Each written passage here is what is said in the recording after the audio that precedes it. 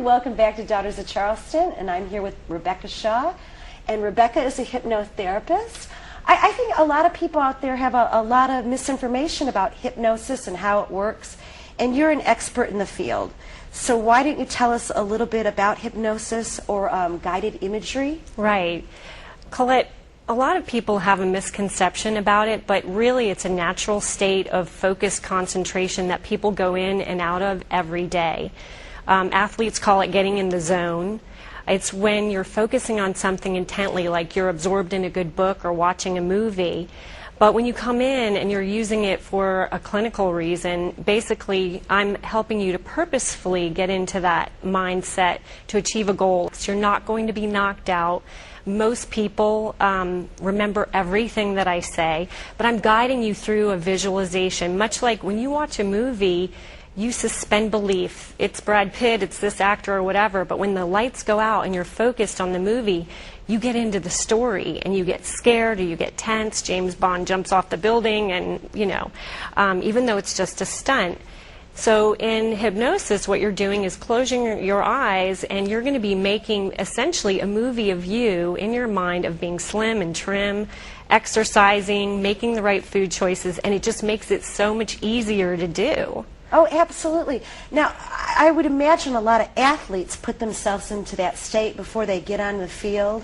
So there's a lot to be said, you know, for that repeated imagery. The visualization. And yes. You see yourself successful as doing it. That's right. And the more that you visualize yourself being the way you want to be, it really has an effect on your body physiologically. Your body does respond to the pictures that you make in your mind. And how about things like stress? I mean, I think out there, I mean, we're all stressed out, you know, a little bit with this economic downturn and everything else that's happening. Can hypnotherapy help with stress? That is probably one of the best things. It relates to so many different things. People smoke because they're stressed. Mm-hmm. They overeat because they're stressed. People have anxiety. People who have anxiety, what they're doing is they're making pictures in their mind of some negative outcome. And so they're doing what I call negative hypnosis. So when you would start to use the positive hypnosis, what you can do is really lower your set point for stress, because on a daily basis I might have you go through an imagery where you're on a beach or you're up in the mountains, and you're going to bring that set point for stress down, and so you become more resilient to the things that happen in life.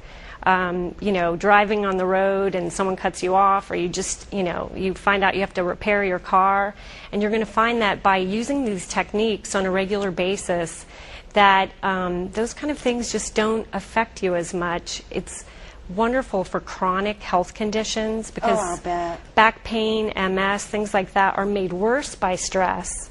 So if you can lower your stress, then those symptoms seem to just kind of go. Now, has there been a lot of clinical studies that back up the success of hypnosis?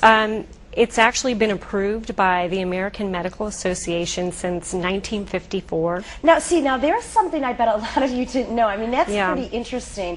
I didn't even know it was approved by the American Medical Association. Yeah, right now, as of yesterday, when I looked on clinicaltrials.gov, there are almost 400 different clinical trials studies going on using, it's all under the same umbrella: hypnosis, visualization, imagery, for everything from post-traumatic stress disorder, childbirth, chronic pain. But a really great story that probably a lot of people would relate to is the Journal of Psychology published a report that showed that people who use hypnotherapy for weight loss, in addition to Jenny Craig, Weight Watchers, programs like that, they lost twice as much weight in the same amount of time. Well, you know, I think that's interesting, because losing weight, part of it is that frame of mind. I mean, you can have all the diet tools in front of you, and you know you'll lose weight if you follow it. Right. But if you don't have that right mindset to lose the weight, it's not going to happen. It can be a real struggle if you don't have that mindset. But if you can get into a mindset where you naturally eat less and crave the healthier foods, it makes it so much easier, and then it's a lifelong change, not just something while you're doing that program. So if I come to you and I want to lose weight, how many sessions do you think that we would take? How long is each session? Well, it's really economical because I do make a CD for you on the different aspects of what you would need help with. I really try to personalize it for each person, but if you said, okay, my issue is that I eat sweets, that would take 1 or 2 sessions because you get the CD for reinforcement. And then if you said, well, I want to work on exercise motivation. So it's really different for each person, but in the bigger scheme of things, you know, you're probably talking about 4 to 8 sessions and spaced out in, you know, whatever works for you. Right. So have you had any success with people losing weight? Any interesting stories you want to share with us? I had one woman who's a doctor, a neurologist, and she had a really bad habit of not eating all day and then driving straight to the fast food restaurant after work.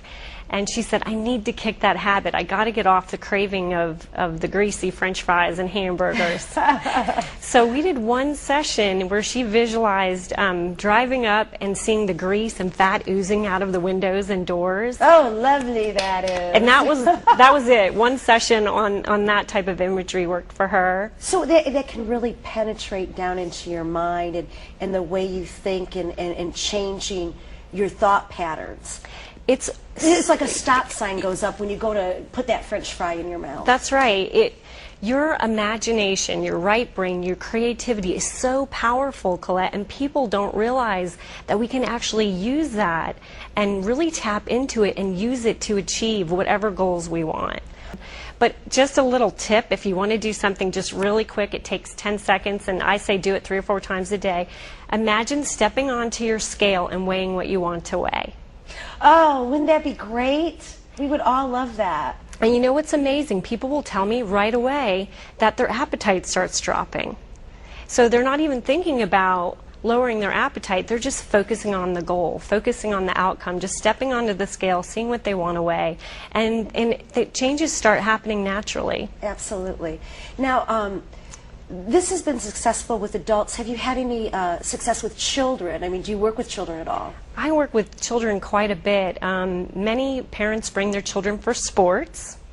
Gymnastics is a really big one, soccer, baseball. But my favorite story is of a little boy named Jeffrey. He was 9 years old. His mother brought him to me because he stuttered. And he was terrified. He wouldn't speak at school. He was getting bad grades because of it.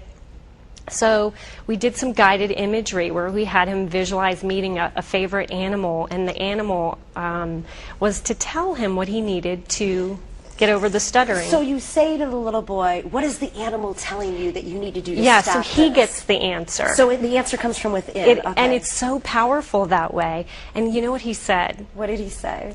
I need confidence. Oh. So I said, yes, we can do that. We can do confidence. So I had him come in, and he met his favorite basketball star, Magic Johnson, and Magic Johnson would give him a message, and the message was, you are a superstar.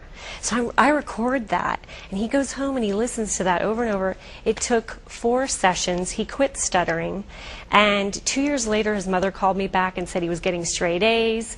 He was talking in the classroom, and he was the captain of his basketball team. Oh, that's a great story. I love that. I love that. You know, I think people have a misunderstanding about hypnosis. And just real quickly, because I don't want to get into a lot of negativity, but I was just at a county fair right here in South Carolina. We were all there. And they did a little hypnosis on stage thing. Yeah. I mean, how do you think that, and people actually responded doing these crazy things. I mean, does that work, or does that just give the field a bad name?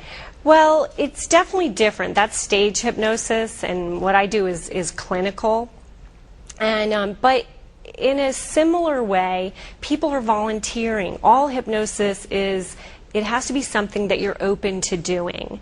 And so basically people kind of know what they're going to get into, and you know, maybe secretly they want to sing like Madonna or something like that, and it just kind of helps them to come out of their shell. Well, I know some people are going to want to get in touch with you. So why don't you look right there and tell people how they can contact you? Probably the easiest way is go to my website. It's www.charlestonhypnotherapy.com.